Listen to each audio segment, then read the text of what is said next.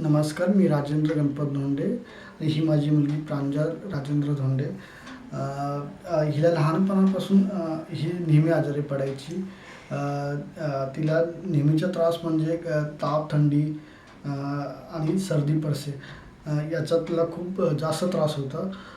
पण ज्यावेळेस आम्ही इम्पेरियल होमिओपॅथी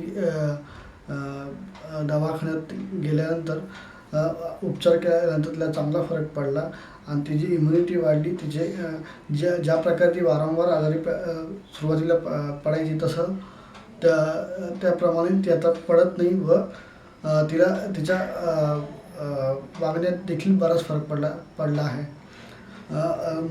मुलीच्याला व्यवस्थित उपचार झाल्यानंतर मी देखील इम्पेरियल होमिओपॅथीचा चा उपचार केला.